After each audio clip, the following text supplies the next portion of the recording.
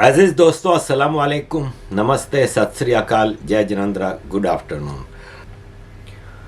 अजीज दोस्तों, ये जो आप बारकोड देख रहे हैं ये यूपीआई का है। जैसे कि आप लोग मुझे अरसे से कह रहे थे, तो मैं भी काफ़ी अरसे से लगा हुआ था। मैंने यहाँ पे स्टेट बैंक ऑफ इंडिया में अपना अकाउंट भी खुलवाया, लेकिन उन्होंने कहा कि ये अकाउंट ब्रिटिश अकाउंट है और आपको इस पे यूपीआई और दूसरी सहूलतें नहीं हैं।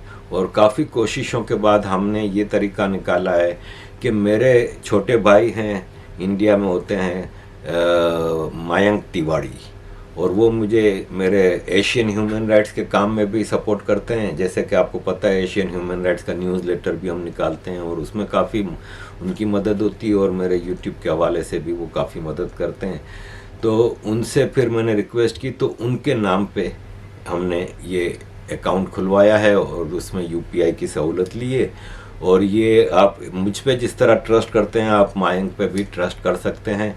और वो मुझे एक एक पैसे का हिसाब भी रोज़ के रोज़ भेजता है कि कितना आया और क्या है, पूरा अकाउंट स्टेटमेंट वगैरह भेजता है। तो इसलिए आप बेफिक्र रहें, और अगर आप हमारी सपोर्ट करना चाहते हैं तो प्लीज़ यूपीआई के ज़रिए आपका। अजीज़ दोस्तों, इज़राइल की जंग जो है वो काफ़ी आगे बढ़ रही है, मामला बहुत ही गंभीर हो चुके हैं। पहले एक सवाल आया है, उसका जवाब दे दूं। एक अजीज़ दोस्त हैं, उन्होंने सवाल किया था कि मैंने आपसे बात की थी कि यूरोप अब मास डिपोर्टेशन शुरू करेगा इस एक्सट्रीमिस्ट का, और मैंने ये भी कहा था कि फ़ौज भी बुलाई जा सकती है।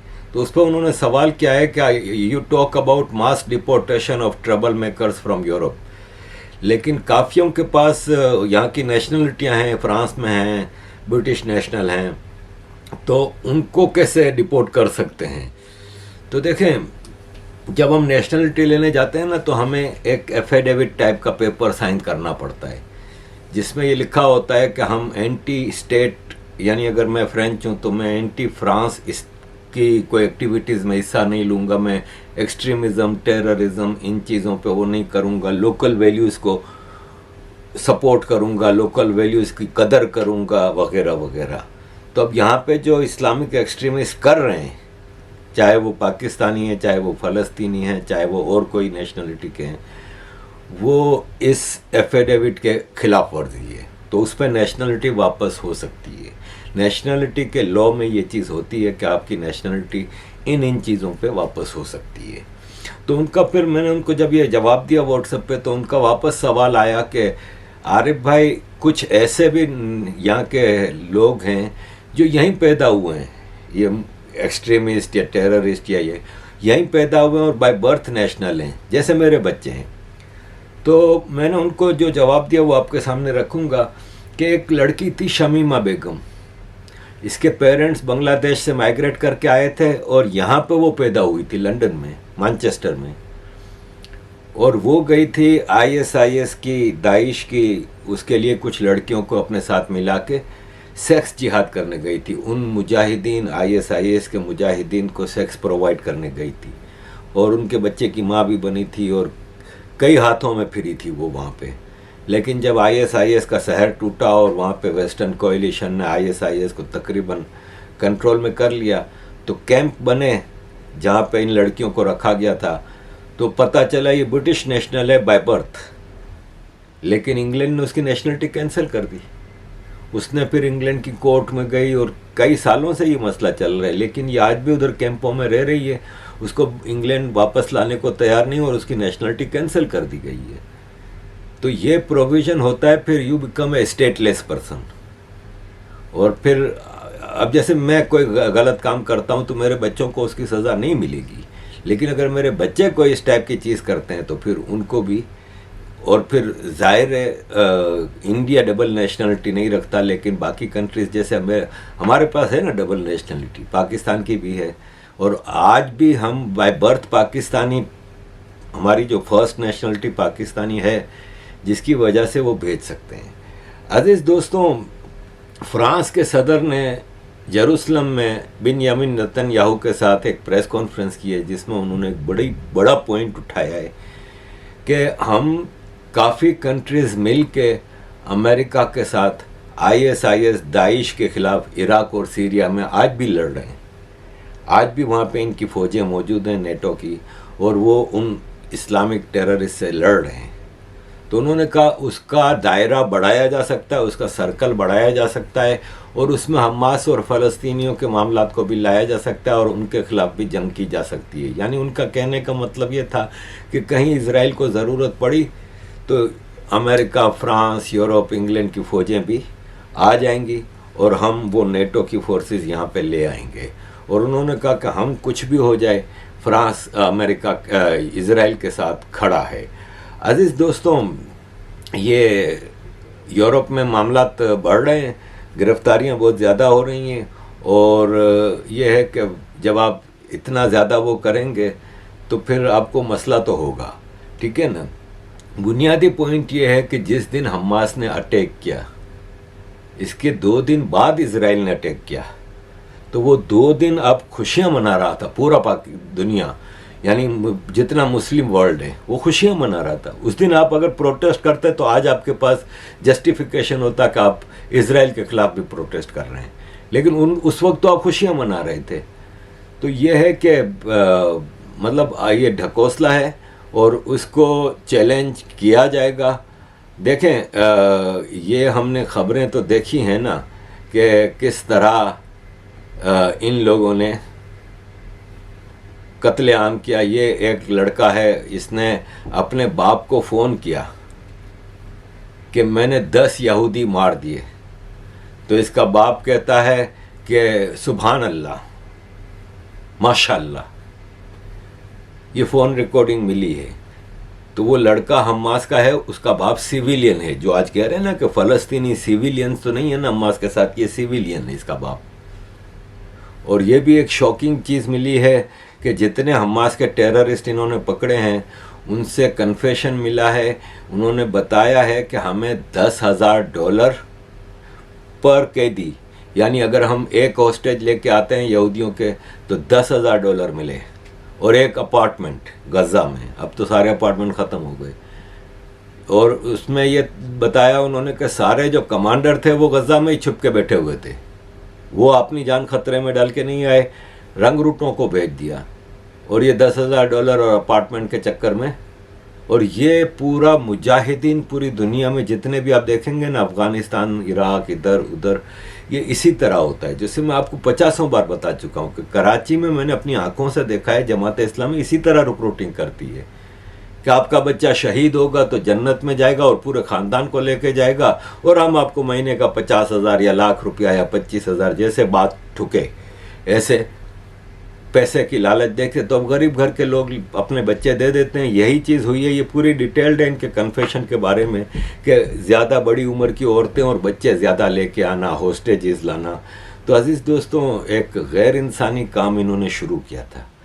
अब ये जो पूरी दुनिया कह रही है ना कि सीज़ फायर, तो सीज़ फायर कैसे हो सकता है?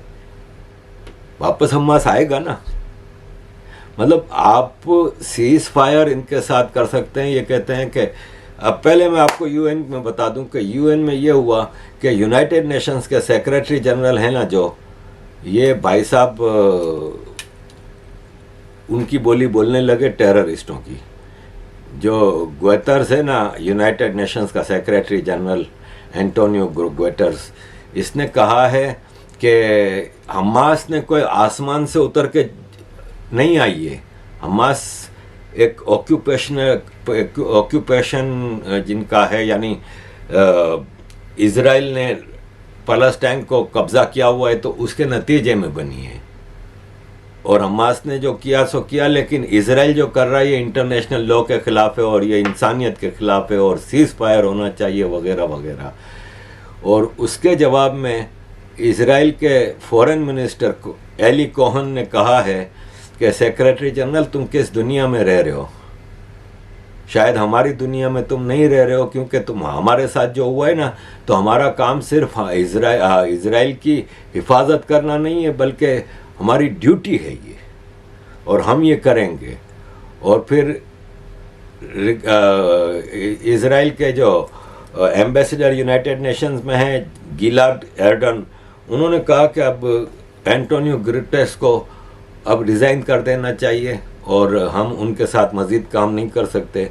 और यूनाइटेड नेशंस के उन लोगों ने जो इज़राइल का वीज़ा अप्लाई किया था उनका वीज़ा भी कैंसिल कर दिया और उनको एंट्री अलाउ नहीं की है। देखें अजीज़ दोस्तों, बात दरअसल ये है कि ये कह रहे हैं इज़राइल ने कब्ज़ा किया हुआ है। इज़राइल ने कब्ज़ा किया हुआ है, लेकिन इज़राइल ने 1948 में जब 2 स्टेट प्लान मिला था तो कब्ज़ा नहीं था ना भाई, आपने नहीं माना। इसके बाद आप ही जंगें करते रहे हो और सबसे बड़ी बात कि आपकी आइडियोलॉजी में से आप ये निकाल नहीं रहे हो कि हम इज़राइल को ख़त्म करके मिटा के रखेंगे। ये इनकी आइडियोलॉजी में है, चाहे वो हमास है, चाहे वो पैलेस्टीनियंस हैं, चाहे वो फत्ता है, चाहे वो हिजबुल्लाह है, चाहे वो PLO है, कोई भी फ़लस्तीनी ऑर्गेनाइजेशन है, उनकी ये आइडियोलॉजी है। और अगर आप देखें तो पूरे दुनिया का मुसलमानों की आइडियोलॉजी है, क्योंकि ये कुरान और हदीस में जगह जगह है कि आपका नंबर 1 दुश्मन यहूदी है और यहूदियों को मारना आपका फ़र्ज़ है। और आप यकीन माने कि अगर इज़राइल ख़त्म हो जाए ना, पूरा आप इज़राइल जितना है वो पूरा आप फ़लस्तीन के हवाले कर देना, तो भी ये यहूदियों को मारेंगे। आपको पता है इज़राइल की 20% पॉपुलेशन अरब है, मुस्लिम है।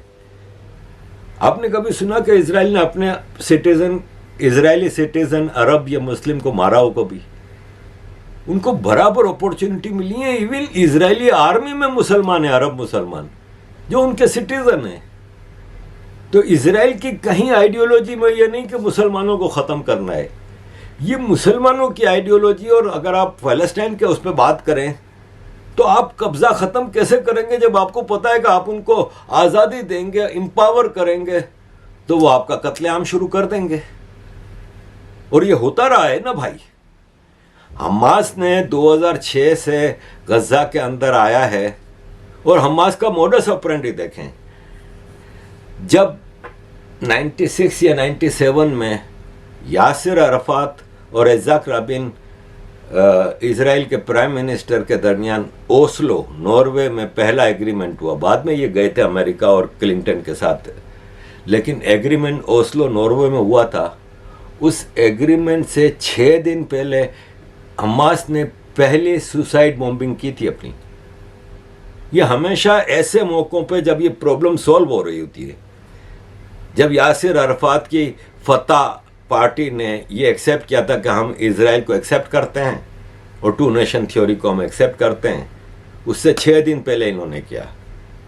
फिर जब ये सऊदी अरब इज़राइल करीब आने लगे तो इन्होंने 7 अक्टूबर को हमला कर दिया। फिर जब बाइडन आया और समिट होने लगी, जॉर्डन, इजिप्ट, बाइडन और इन सब की, तो इन्होंने हॉस्पिटल पे हमला कर दिया। आप इनके इस मोडस ऑपरेंडी को देखें कि ये कभी भी पीस को होने नहीं देते। आज 6000 के करीब फ़लस्तीनी मर चुका है इस जंग में, उसका जिम्मेदार हमास है, इज़राइल नहीं है। आज हमास कहते हैं ना कि हाँ ठीक है, हम हथियार छोड़ते हैं और हम इज़राइल को एज ए स्टेट एक्सेप्ट करते हैं। इज़राइल हमेशा तैयार रहता है, इनको आज़ादी दी है। जब एग्रीमेंट हुए, ओस्लो में हुए, कैंप डेविड में हुए, जहाँ जहाँ हुए, जितनी बार हुए। देखें 1967 के वार के बाद इज़राइल ने इजिप्ट का सीनाई पेनिनसुला पे कब्जा कर लिया, जॉर्डन का काफ़ी हिस्सा कब्जा कर लिया। 1979 में कैंप डेविड में इज़राइल का प्राइम मिनिस्टर शायद बेगन था और मिस्र का अनवर सादात, इनके दरमियान एग्रीमेंट हुआ। इज़राइल ने वो ज़मीन दे दी ना वापस मिस्र को, और कभी उस ज़मीन पे मसला नहीं हुआ। इसी तरह जॉर्डन से एग्रीमेंट हुआ, जॉर्डन को दे दी। पैलेस्टाइन से एग्रीमेंट हुआ, इनको भी गज़ा और वेस्ट बैंक दे दिया ना। नतीजा ये निकला कि गज़ा से ये अटैक होते रहे, इसलिए कि ये प्रॉब्लम सॉल्व ना कर देने की 3 कंट्रीज हैं वजह। अभी 3 हैं, वैसे 2 थीं, ईरान और पाकिस्तान। ये कभी भी इस प्रॉब्लम को सॉल्व होने नहीं देते। ये पैलेस्टीनियन की religious, political, military support continue करते हैं, इनको ट्रेनिंग ही देते हैं। आज इसराइल पे जो गजा से वो गिर रहे हैं, रॉकेट गिर रहे हैं, वो लंबे चौड़े रॉकेट की जो पूरी फैक्ट्रियां हैं और वो टनलों में बनाई गई हैं। अब इसराइल के प्राइम मिनिस्टर ने कहा है कि हम हमास का मुकाबला गजा की ज़मीन पे करेंगे, गजा की तहखानों में करेंगे, गजा की टनलों में करेंगे, गजा के आसमानों में करेंगे, हम इनको मिटा के रहेंगे। और हज़ारों लोग हमने मार दिए हैं और दिस इज़ बिगिनिंग, उनके अल्फाज थे कि दिस इज़ बिगिनिंग। और इन्होंने कहा कि हमारी फौजें तैयार हैं, किसी वक्त भी हम गजा में घुस सकते हैं, लेकिन मैं आपको टाइम फ्रेम नहीं दे सकता क्योंकि ये हमारी सिक्योरिटी का मसला है, लेकिन हम अपनी तैयारी कर चुके हैं।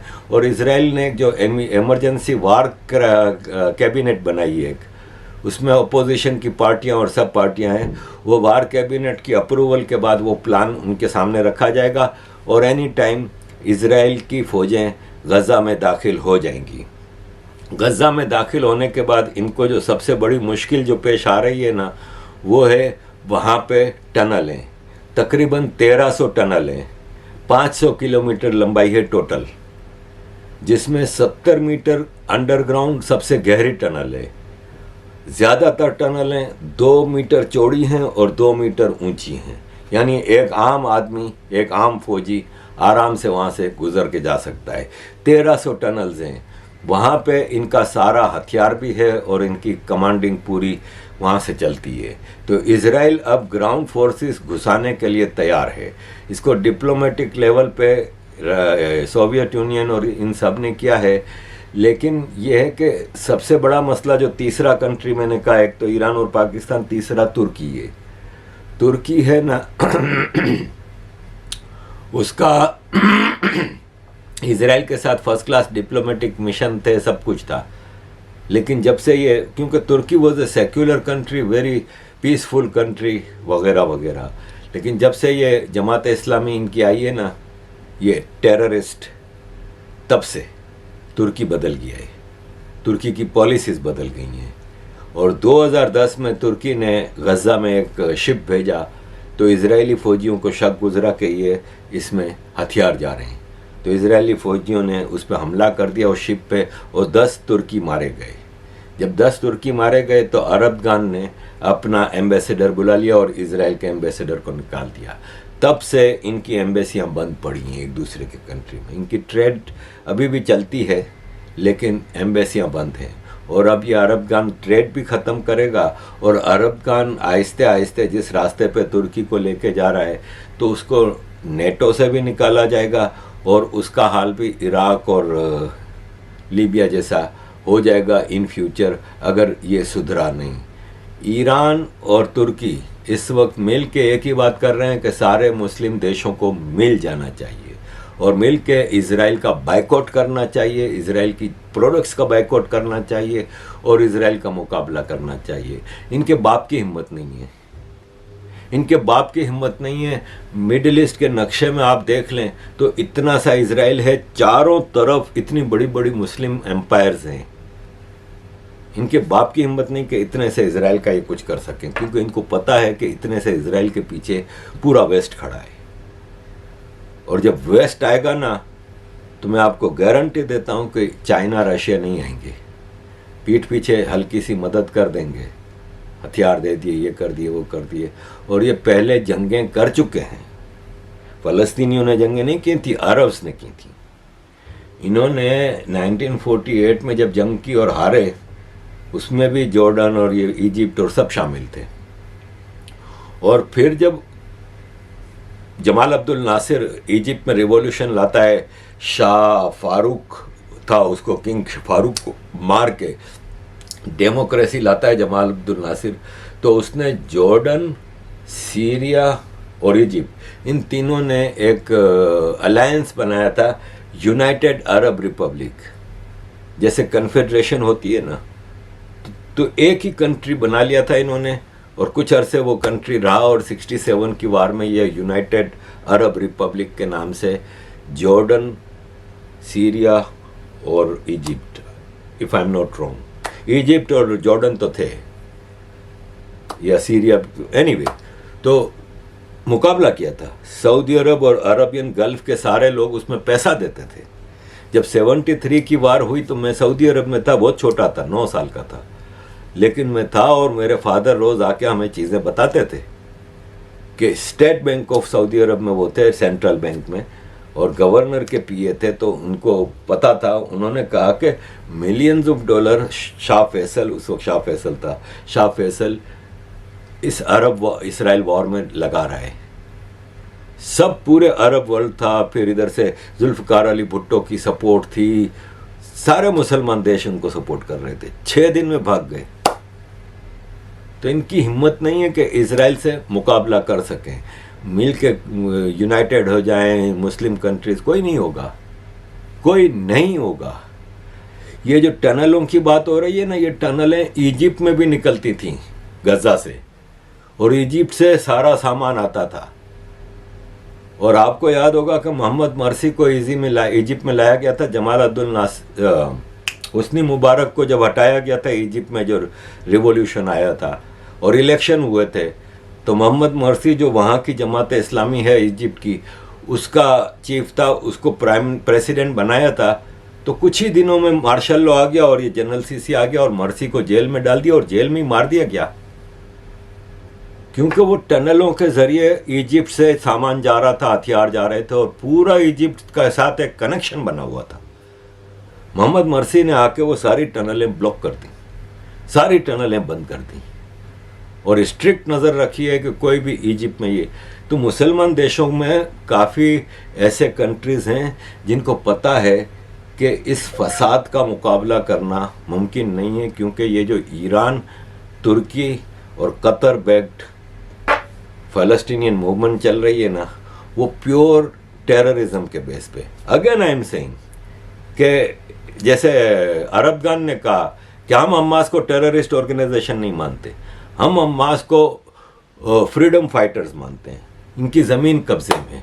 अगेन आई एम सेइंग कि आप पहले इजराइल को एक्सेप्ट करो, तो इजराइल छोड़ने को 50 बार तैयार हुआ है और हर बार तैयार होता है, लेकिन आप कहते हो हम मारेंगे इनको, हम जहां यहूदी को देखेंगे मारेंगे और हम इजराइल को खत्म करके रहेंगे, तो फिर आपकी जमीन ऑक्यूपाइड ही रहेगी।